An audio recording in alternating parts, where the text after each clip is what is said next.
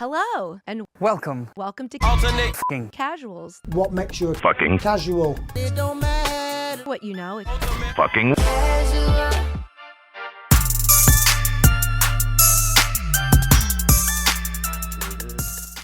running. Let's fucking boogie. Ultimate effing casuals. We are back to talk the fights. Did 329 just happen? Yes. Not talking about it this time. So just stand by. We'll get you on the next one. Nathan, Isaac, my fellows, how's it going?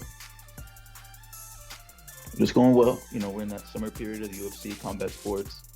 Things are on fire. Yeah, there's a lot going on.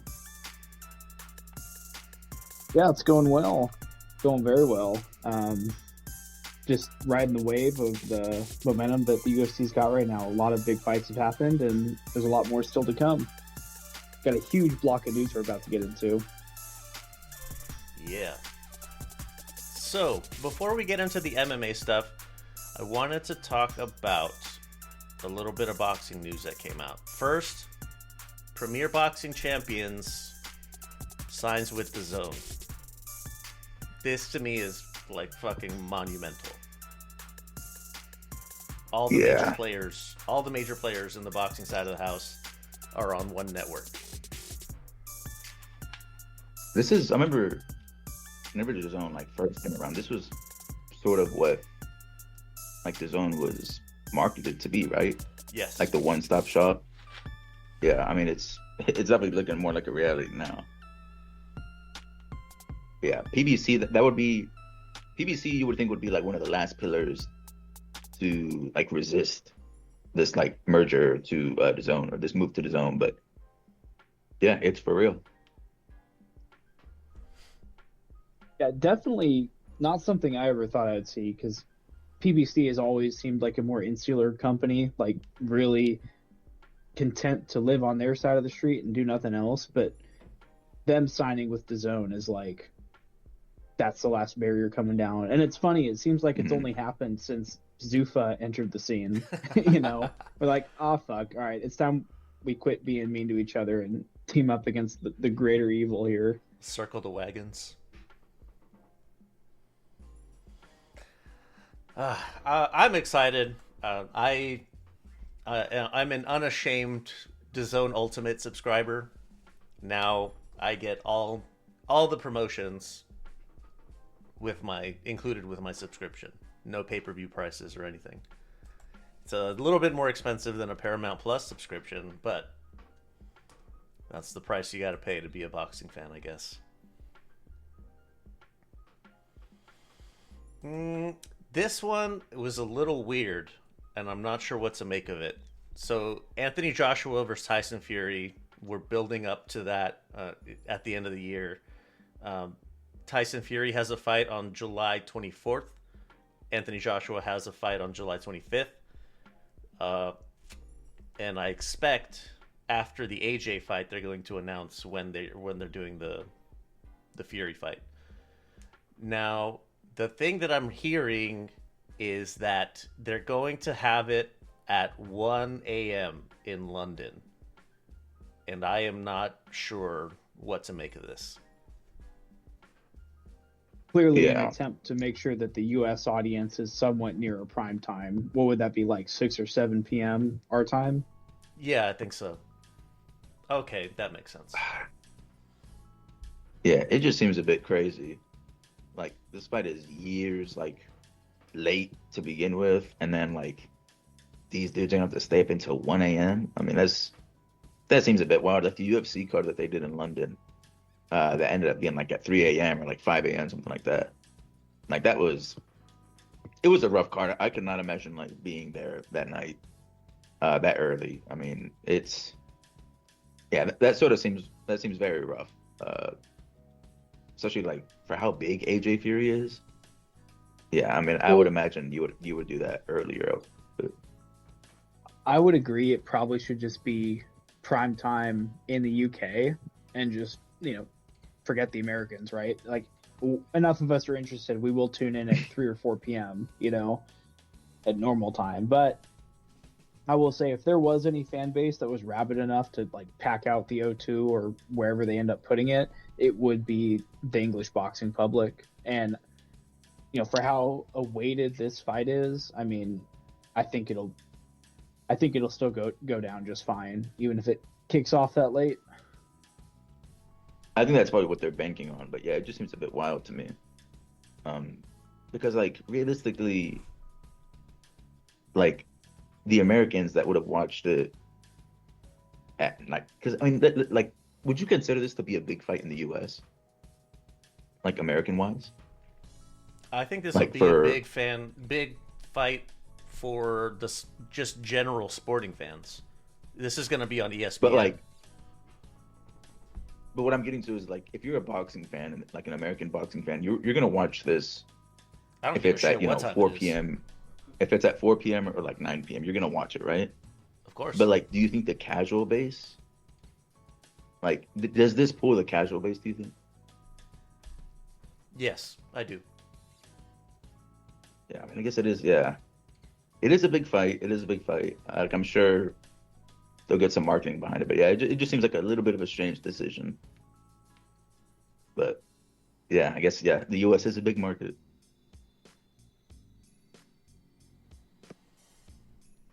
Remember that the UFC London card that they had at an odd hour over there, they were showing people like sleeping in the stands. I guess they got a little Yeah, I too mean, dude, shitty. that one was even worse. I mean, the card was like a little bit mid, and then it went on later. It was like 5 a.m. Like by the time they got to like the main event. Yeah, that would have been, I feel like, a very rough experience to be a fan.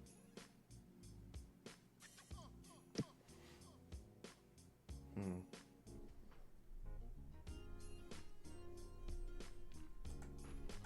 Well, just wanted to get your guys' take. Um, we'll be talking about these for sure over on Boxing B-Sides. So wherever you're listening to this, check us out over there.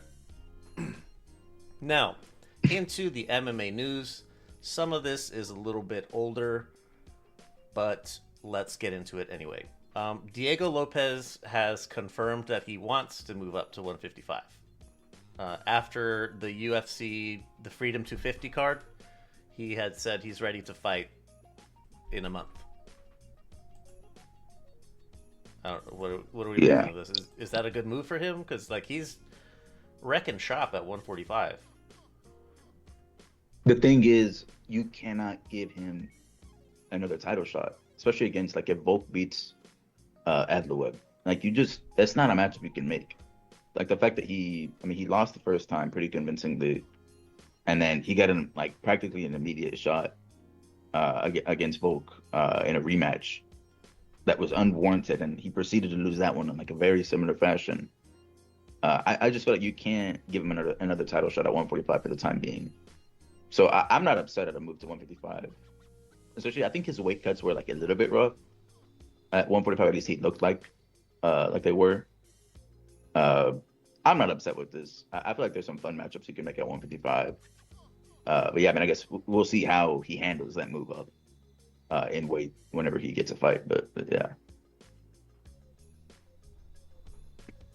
Yeah, I mean, I don't know about the whole ready to fight next month. Realistically, I mean, that probably gets him on a card within 3 months. Maybe he's just trying to get on the next available pay-per-view that the UFC has a slot for him. But I'm good with him moving up. I mean, it kind of does fit his style to move up to lightweight where the striking is less technical. I mean, he's a big guy for that division. But I think he'd do really well up there. The biggest issue he'd run into would be the better wrestling talent at lightweight. But I think as far as striking is concerned, he's got a lot of options for him up there. It's been a while since he's had to really showcase his grappling. He was the Grasso camp. He's their like coach for BJJ. I think he just doesn't have to show it. Yeah. Yeah, I mean, I think he definitely prefers the striking. And like his power at 145 like it's been a huge like I mean we saw that Steve Garcia fight, and then you know the was it John Silva fight as well. It was not going his way, you know, at a certain point in that fight. But his power, I mean, it's just you know if you get hit, man, it's not a good thing. It's not a good thing. So it's been a big thing. I mean, I wonder if he'll have that same effect at 155, or if he'll, I mean, like you said, will he have to reach into his bag a little bit more?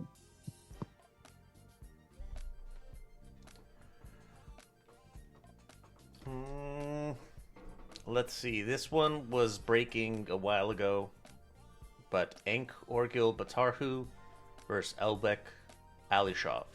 This is going to be on the Inner Circle on July 31st. So that's the paid portion of Friday Fights. I'm a big fan of Enk Orgil, so I'm excited to see him back. Javid Basharat signs with PFL. Javid and Farid. Brush up, bro. Yeah. Let's see what PFL can do, man. PFL, they got to get the ball rolling somehow.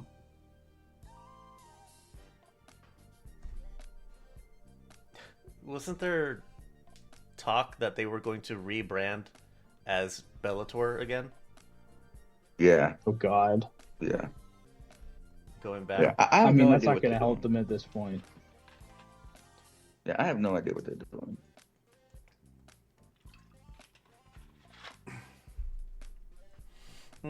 Nico Carrillo headlining One Fight Night 46. This will be in August. Nico was in a badass Muay Thai fight a few cards ago. So I think this one's a kickboxing, not Muay Thai, which is unfortunate. But what are you going to do?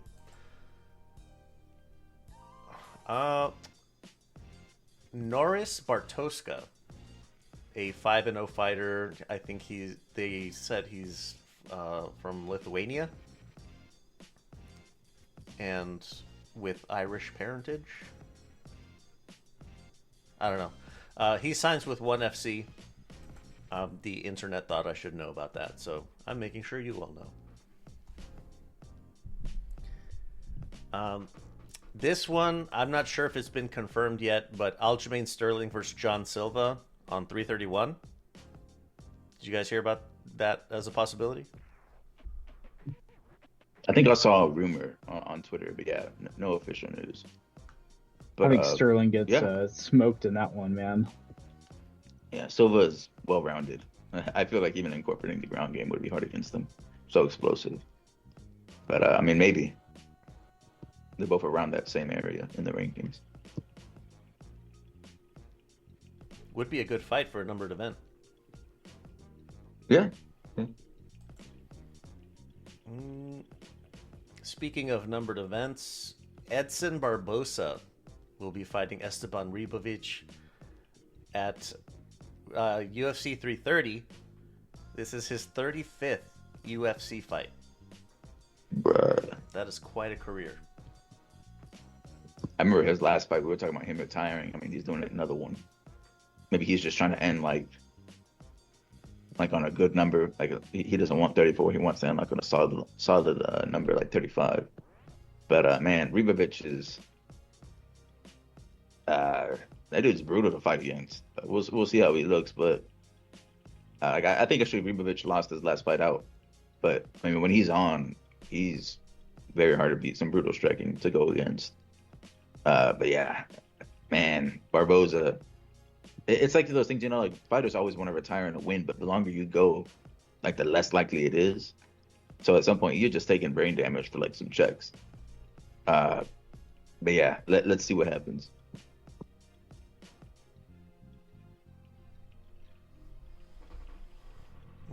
Miktebek Oralbai versus Jeremiah Wells will be on 330 as well. That's fun. Tyron Woodley will be wrestling Joaquin Buckley at RAF 12.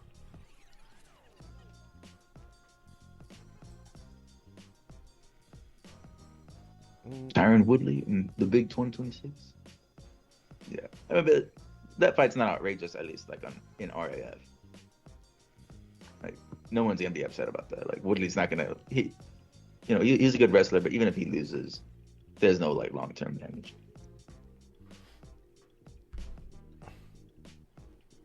Cameron Smotherman and Thiago Moises were removed from the UFC roster. Feel a little hard done by Sucks. for Smotherman. Yeah, I was about to say the same thing. It's rough. He had some tough fights that, I mean, clearly talented, but like just maybe the wrong matchups at the wrong time. I mean, I imagine he gets scooped up by PFL pretty quick or a different promotion.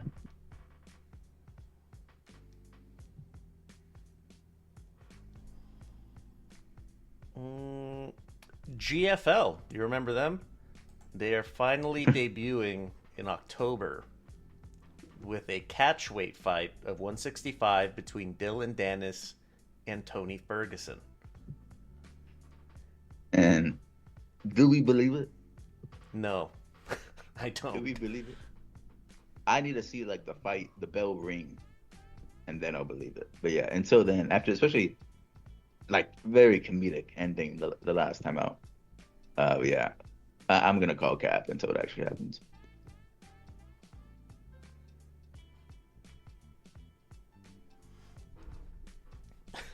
GFL still trying. It's a very elaborate tax scheme. I have to give it props. Did you guys buy stock in GFL? Oh, Should have. Buy the dip, Yep, buy the dip. dump it right before fight night. That's the strat. Jamal Hill is moving up to heavyweight. Have you seen pictures of him as he's preparing for heavyweight? yeah, dude. He looks massive, bro. Massive. I feel like seeing Jamal Hill in the media looking large, it for some reason it makes me think of that national parks thing, Fat Bear Week, where as the bears are preparing to hibernate, there's like the trail cameras capturing how fucking massive they are. Yeah, it's like one of those things though. Like he's gonna be faster than them, and like heavyweight is dire enough where like he could get some wins, like lower down. Like I'm not saying he's being gone or anything like that, but he can get some wins like further down the rankings. But yeah, man, he does not look fit. No. Dirty bulk. The Islam Makhachev Ian Gary fight, the odds opened. I don't know if they still are, but they opened at minus 278 plus 225 for Islam and Gary. Yeah, that sounds about right. Yeah. Ian Gary has chances though. He has chances. I'm not much of a gambler, so I couldn't really say if these odds are good or not. Or accurate. He got chances.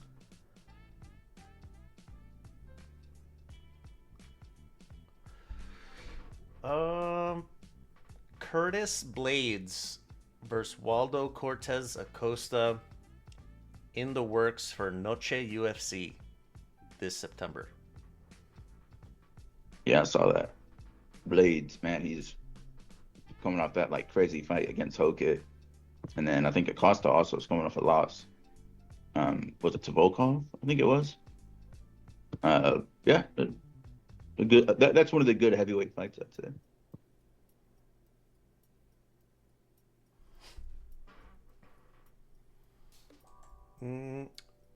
UFC Shanghai starting to take shape. Headlining is Umar Nurmagomedov versus Song Yadong. Really good fight, I think. Yeah, that's a good one. It sort of seems like it's to get Umar back on track, like on his way back to the title. But yeah, he should win that one.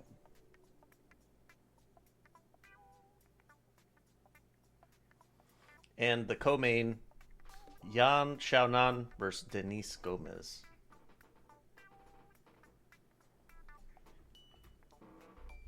Been a while since we've seen Xiaonan, hasn't it? Yeah, makes sense though for UFC Shanghai. I wonder. Yeah, I mean, I guess it won't be a headline, but yeah, man, where is Zhang Li, man? Spend some time.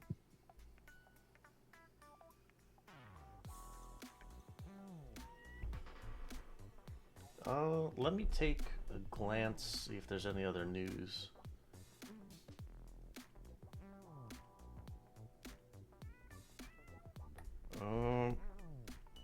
Zabit Magomedov versus Dan Hooker in a jiu-jitsu match. Oh yeah, It's in did hear July. about that. Yeah, not even well, it's in the MMA like world, I guess, but yeah, it's sort of wild to see him back.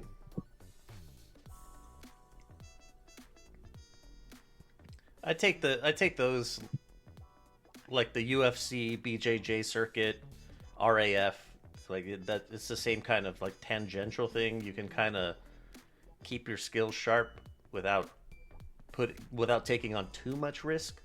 Like you can, of course, you can still get hurt when you're competing, but holy shit, Noche UFC is gonna be in fucking Phoenix. Ooh, I think I'm going. I think it's a good location. What else do we got?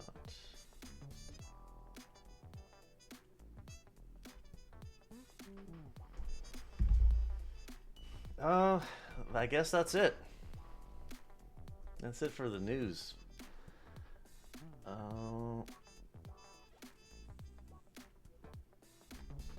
Let's see. We don't have any recaps this time because the July 4th weekend was free of MMA. So, gonna do all my housekeeping fucking spiels right in one go, and then we'll get to the previews. So, social media handle, LVX Media Net. You can find us on fucking everything. Wherever you are listening, if you could leave a rating, it helps move us up the search algorithm. And I want to hear your spiciest takes. 833-589-7637. Hit me up in WhatsApp. What do you think of Edson Barbosa's 35th fight? Or Aljamain Sterling versus John Silva? What do you got? 833 Lux Pods.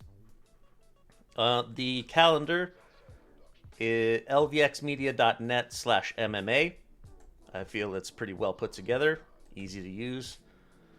And if you want some behind the scenes and ad free stuff, go to lvx.be/Patreon. And if you want to join us in the chat, lvx.be/Discord. We get together for fight nights. There are some ONE FC devotees. We get together to watch numbered events, fucking fight night cards, whatever's on. We're there chatting.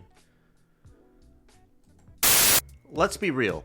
Building or rebuilding credit can feel like trying to open a door that's already locked. You need credit to get credit, right? It's a loop that doesn't make much sense. So, meet Current. It's the key that actually fits into that lock. Current doesn't just help you build your future, it helps you handle your right here and now. Unlike most secured cards that lock your cash away, Current offers a cash advance feature that's available on qualified direct deposits. Because life doesn't wait for your credit score to go up before the card needs a repair or the electric bill needs to be paid, Current loves to give a good head start by putting money back in your pocket. Set up a qualified direct deposit of $200 or more with Current, and you'll get a $100 bonus right to your account. It's $100 just for signing up. No jumping through hoops, no hidden traps, just a path to better credit, cash when you need it, and $100 to kick things off. Go to lvx.be/current and get signed up today, or use referral code LEONARDA798. I'm going to keep it a buck with you. After spending 6 years in the military and throughout my life since, I've tried my fair share of energy drinks. All the different brands, all the different flavors. and it took some time to find a favorite. But if you're looking for an alternative to the energy drink jitters and skipping the morning trip to the coffee shop, then you need to try Dubby. Dubby is a powdered energy drink that replaces other caffeine beverages. It contains 0 maltodextrin, 0 fillers, 0 artificial colors or dyes, and no proprietary blends. The star of the show is the coffee fruit extract, which helps with focus without the jitters or crash. Go to lvx.be/dubby and check out all the different flavors. I got Tiger's Blood. It's like a strawberry coconut kind of mix, but I'm definitely going to be sampling the catalog to find the flavor that I like best. We've partnered with Dubby to get that locked-in feeling that helps us focus on what we do best. Whether you're getting dialed in for work or getting dialed in for Saturday night fights, let Dubby be your fuel. Go to lvx.be/dubby to shop the flavors, get yourself a nice discount, and help us out in the process. That's lvx.be/dubby. Is there anything worse than that nagging suspicion that you clicked on the wrong thing? We use our devices for everything now, for banking, shopping, connecting with friends and family, and it's stressful to have to constantly worry if your data is safe while you're just trying to live your life. Good security shouldn't be complicated, and it definitely shouldn't slow you down. That's why I'm excited to tell you about Malwarebytes. It's the next generation of security designed to give you complete peace of mind without requiring a degree in computer science to use it. You just set and forget. With Malwarebytes, you install it once and it just works. It provides top-tier protection against malware, spyware, ransomware, all the hits, all the big ones, all the nasty stuff, and it even cleans up existing infections and optimizes your device. It's like having a security expert monitoring your devices 24/7. I spent nearly 20 years in the IT industry, and I trust Malwarebytes for all my security needs. Go to lvx.be/mwb, shop the different subscription tiers. You got single devices or family plans. You can look at their VPN option and ad blocking. Try it risk-free today. lvx.be/mwb. Get yourself a nice discount and help us out in the process. All right. Into the previews. First thing, Friday, July 17th. One Friday Fights 162 and the Inner Circle 22. We have the Inner Circle main event is Jonathan DeBella versus Zhang Pei Mian. That's for the strawweight kickboxing title. DeBella's legit. I'd recommend watching him.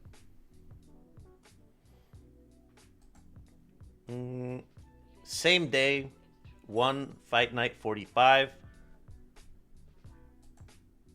There are quite a few fights. Obviously, there's a few fights on here, but just some that stand out to me. Black Panther versus Sean Climaco. Sua Black versus Stephen Irvine. And the main event, Luke Lessie versus Mohamed Rabah. Saturday, July 18th, PFL Austin. We have a little bit to cherry pick here. For the prelims, Biagio Ali Walsh. I don't know if you guys know this, but he's related to Muhammad Ali. He's fighting. Is he like a brother or a cousin of Nico Ali Walsh? Brother. Hopefully he's not like his brother in this sport. For those who don't know, Nico has kind of been like a pretty well-known disappointment. They pushed the Ali connection a little too hard, a little too early. Should have waited to see if he panned out. In the main portion, Jesus Pinedo's worth a watch. Sergio Pettis is worth a watch. Yeah. Main event. And the main Pretty event, good. Johnny Eblen versus Impa Kasanganay for the interim middleweight title.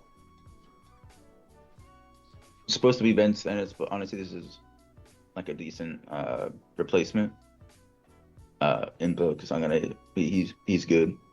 He's the dude who got like knocked out brutally by Buckley, I think. Like the one that went like viral, like the was it Caught his Buckley's foot got and then caught. the spinning. Yeah, knocked him out. I mean, he just straight like plywood falling to the ground. But since then, he's been out of the UFC, but he's been pretty good since then. So yeah, this is a nice matchup.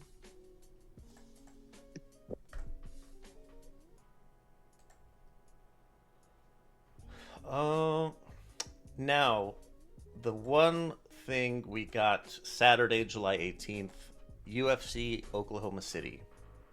From the bottom up,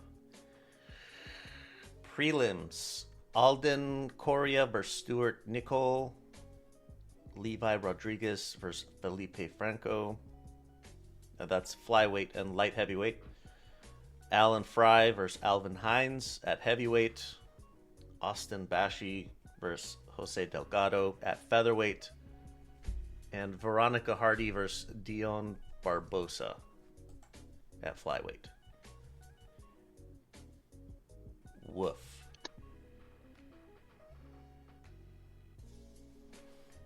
In the main portion, we have Tommy McMillan versus Alberto Montez at feather. 8th rated Tabitha This Ricci. is- Oh, go on. I was gonna say this Tommy McMillan dude is the dude who is in Sean O'Malley's camp, right? Yes. Yeah, the Montana dude. Yeah, I'm not sure if it'll happen in this fight, but he's gonna get brutally knocked out in one of his fights. Like I saw his last fight. It's gonna happen. It may not happen in this next fight, but it'll happen eventually. He gasses pretty hard, and his defense is pretty. I don't even want to say shoddy because that would imply that he tries to, defend himself. Dude, his chin is just like up in the air. Yeah. Like I mean, the offense he's throwing is like pretty vicious as well.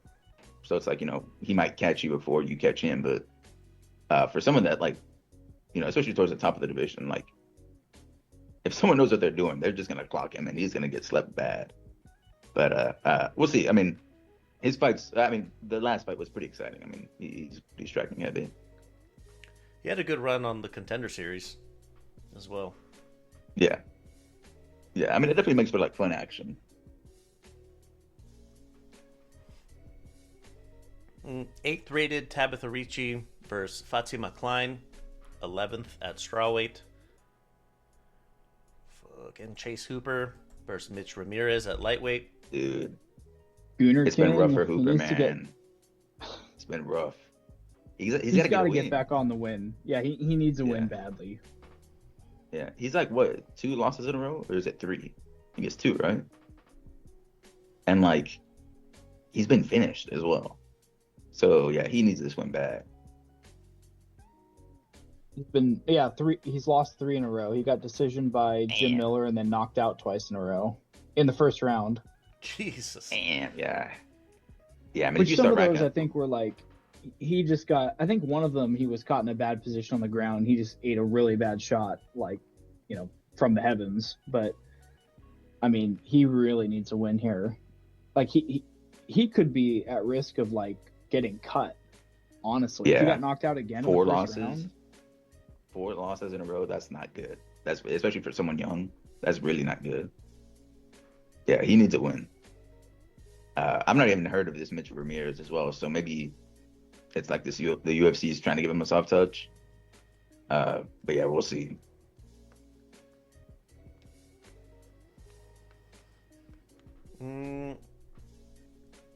Kevin Holland versus Jacoby Smith. This should be good. I don't know if someone will get knocked out, but these two are pretty striking heavy. So this should be a good fight. yeah, Holland is is what he is. His fights really go one of 2 ways: either they're very very boring or they're like comically entertaining. And so I'm going to lean on comically entertaining. His last couple fights have not been all that. they have left a bit to be desired.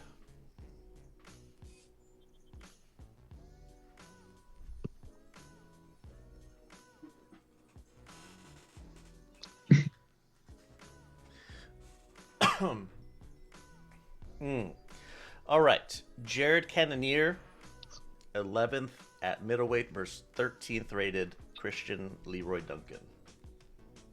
Dude, I think this might finally be the one where Cannonier gets got.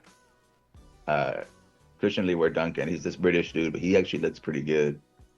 Man, if he ever gets you hurt, like he's a very good finisher. And like Cannonier, especially recently, he's older now. He's in his 40s, right? I think he's in his early Like 40s. Yeah. If this was like, years ago where he was like, a decent bit younger, like he was vying for, I mean, I think he actually did get a title shot in the middleweight division at some point. If it was like that version of Cannonier, I think I would definitely be favoring him. But yeah, this definitely like a way weaker version of himself. I gotta imagine. I mean, it's gonna come crashing at some point. We've seen him. We saw him pull out that major victory versus RoboCop, where like it started very badly for him, but he ended up clawing his way back to a pretty like gritty win. But, I mean, you can't do that forever. And Leroy Duncan, man, he's looked good in his last few fights. A pretty vicious finisher. Yeah, this might be the one. This finally might be the one, but I don't know. We'll see. Maybe Cannonier is like the ultimate gatekeeper. Well, I think Cannonier, his issue at this point is he doesn't pose a real threat to most of his opponents anymore. Like, he's strong and durable, but he's not exactly wiping the floor with guys. A lot of his wins as of late, except for the Gregory Rodriguez fight, which that was kind of a mismatch, but a lot of his other fights are him just, really just grind to a decision. And I mean, if Duncan can pounce on him early, I don't think that Cannonier is going to present enough of a threat to keep him away. I think it could go sideways really quick for him here.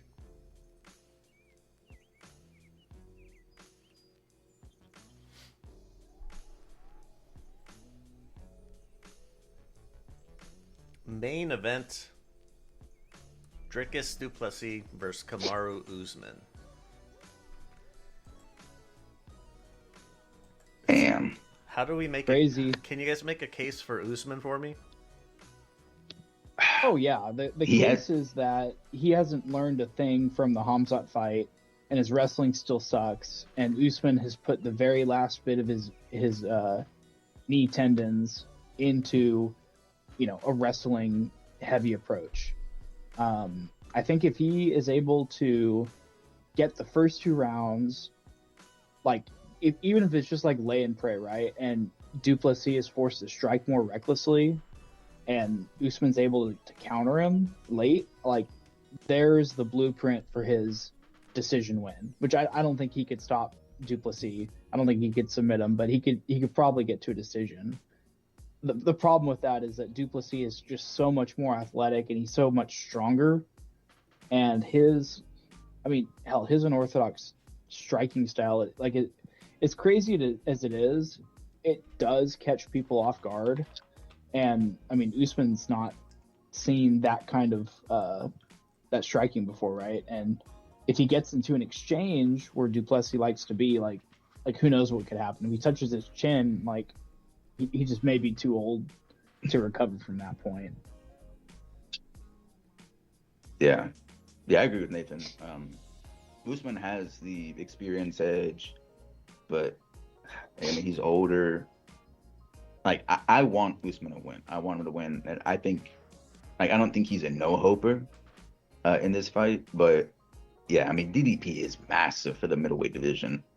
I mean, he was talking about moving up to light heavyweight at some point, but I mean, he's big, strong. I mean, he has some experience in the ground game as well.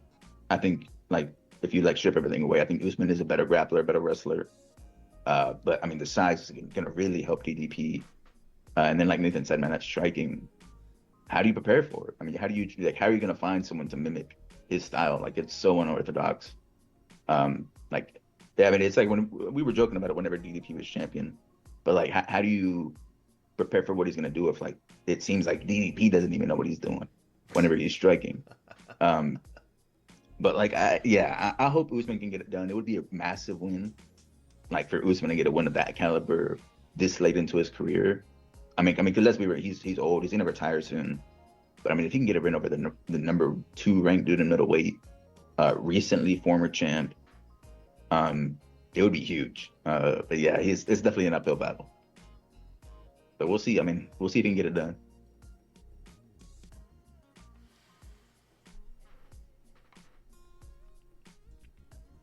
So the case for DDP is Usman old, DDP too big, too strong, Yeah, I mean, just too unorthodox. it's like overpowering. Yeah, and then like I feel like DDP can hurt Usman on the feet as well. Like I think he has the power to hurt him. So if the wrestling doesn't work out for Usman and he can't keep him down, then I think there's an issue there. I think Usman's in some serious trouble. But we'll see. I mean, like Nathan said, if he didn't learn from that Comstock fight at all, and like, it's just like 5 rounds where he's just stuck on the ground, we know Usman is willing to have that type of fight. So yeah, you could be in trouble there if you can't get up.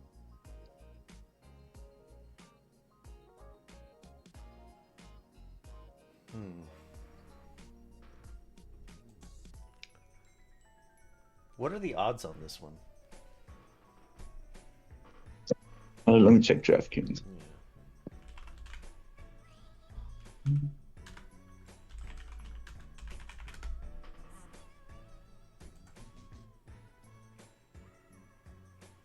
Duplessis minus 260. That's bet online.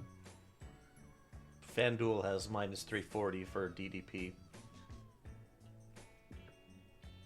Plus 250 for Usman. I think one other factor you have to think about is this is kind of like last dance territory for Usman, right? This is, if he loses, that's wrap. He's not getting a bigger name than Duplessis at this point in his career. So, we've seen times when, just going into boxing, like Manny Pacquiao versus Keith Thurman, like Pacquiao really had no business winning that fight, and he ended up, looking really like he had turned back the clock. So you never know. Definitely should be an exciting fight either way. Yeah, Ben is a pretty decent underdog. DraftKings has DDP at minus 258, Usman at 210, plus 210. Yeah, that makes sense. But listen, man, if he gets it done, that's a huge moment for the former champ, for Usman.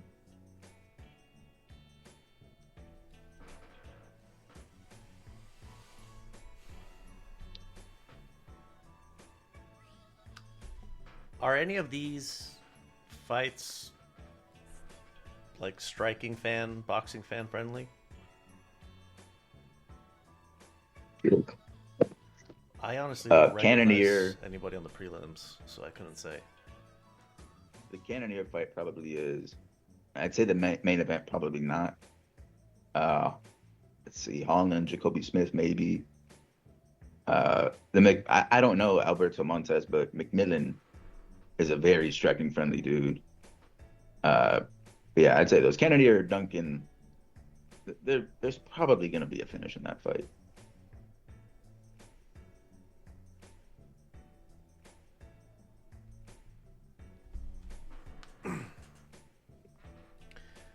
Man, it is a busy weekend, but not a lot of substance. Yeah, at least it's not in the Apex. I gotta say that. That's nice. Like I think the main card at least. It's not the greatest, but it's okay. And I think with the crowd, especially for some of the fights, it'll be all right. I feel like.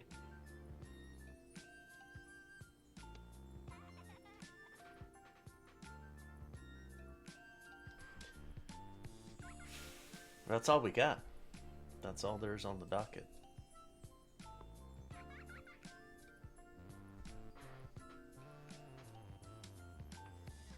We're right on the cusp of time. now that the 250 heavyweight situation has been settled, do we want to talk about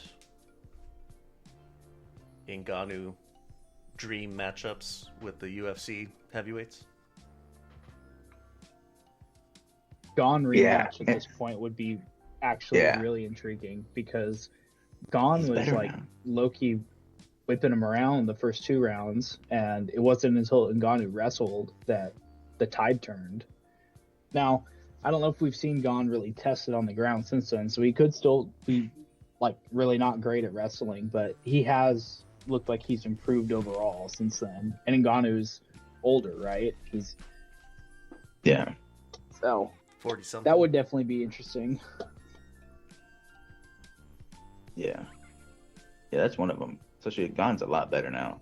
But Ngannou, the fact that Ngannou has that like one hitter quitter power, like any matchup, he has like at least. I mean, I'm giving him like baseline at least a 35% chance to win because of the power.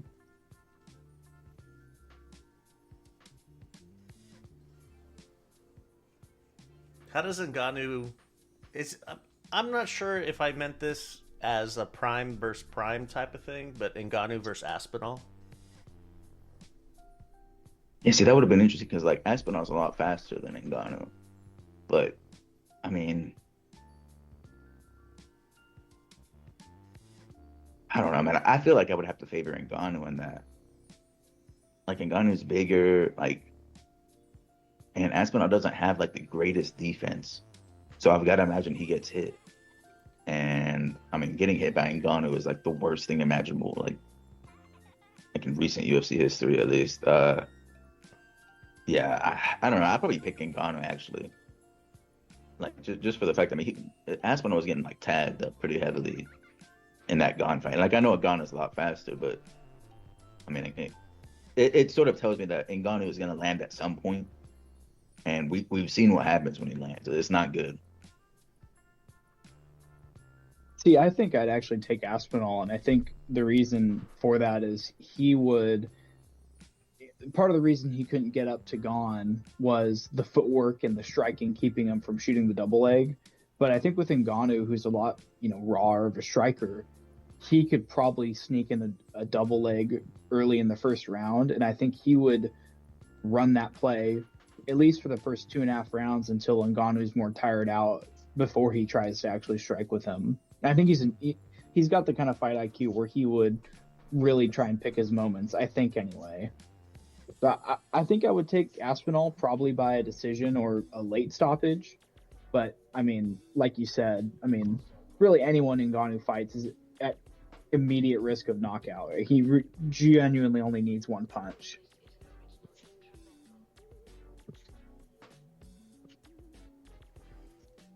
And I think this still is a question that can possibly be answered many years too late, but Ngannou versus John Jones. Why didn't it happen originally? Yeah, I mean, originally it was actually from the John Jones side that he was like busy moving, like actually like putting on mass to get to heavyweight, and like there was a lot of, like Dana White was even calling him out. He was calling John Jones out for not accepting the fight. Yeah, then the tide sort of turned, like Ngannou leaves the UFC. There's a lot of bad blood there, and it sort of flips the other direction.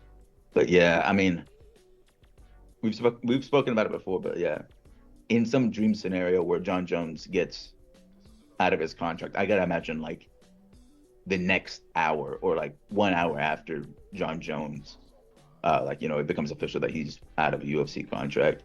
I gotta imagine Netflix is calling John Jones and Ngannou and making that fight happen like same day. Like that's one of maybe if not the biggest fight in MMA right now that you can make. Heavyweights, it ticks off every box. John Jones is a star. Ngannou, he's pretty big himself. Heavyweights definitely brings in the casual eyes. And then John Jones is one of the best MMA fighters ever. But Ngannou has that power, so you don't know what's gonna happen. But yeah, that would be a dream scenario if that could happen. Yeah, and I hate to sound like the Ngannou hater here, but I think I would pick Jones in that one too. I think I would pick Jones against all these guys now. Just the IQ difference between like him and everyone else is kind of just night and day. That's been at least played out to me. Like he knows exactly where his opponent doesn't want him to be, and then he puts himself in that position. And I don't know, him losing, I think at this stage, he's older, but I think the gap in skill is so wide between him and everyone else. Like, until further notice, like, really the only one that had a chance to me was Aspinall, and then that Gon fight happened and threw some kind of doubt in there. But until further notice, like, I think, especially in an Ngannou fight, I would take Jones to win that one, I think.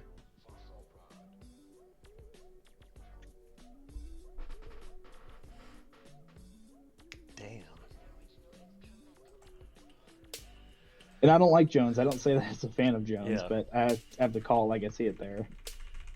Yeah, I mean, I think on paper he's better at MMA. Like that, he's definitely like more technically like gifted. But man, that I don't know. The power just makes, and it's obviously one of those things. Like if Jones can get him to the ground, the power is nullified. Obviously from there, you can set up a submission or whatever. But I mean, does he land in that time? Is the question. Yeah, man. That's why it's a good fight though. That's why there's a lot of like questions surrounding it.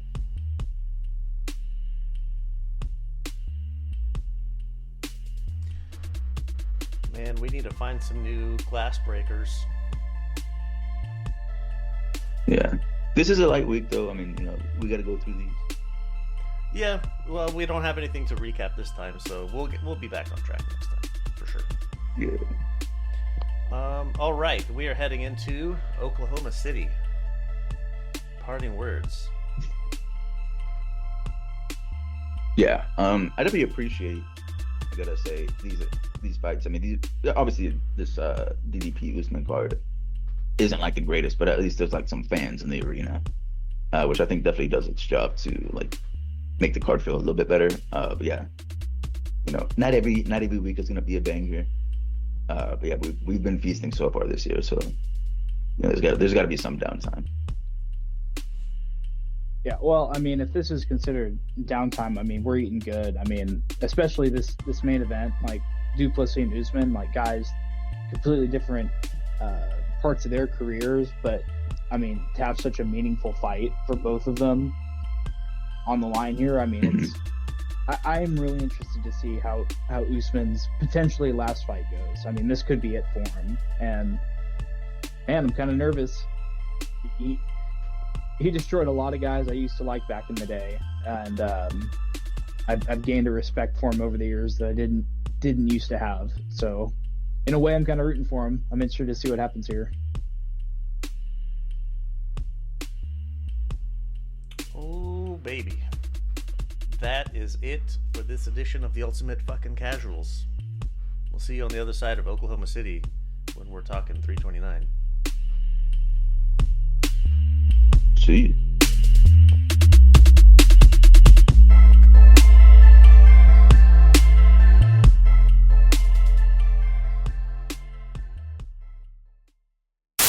Why should an MMA fan watch boxing? I think we've talked about this before, but this time I'm capturing it.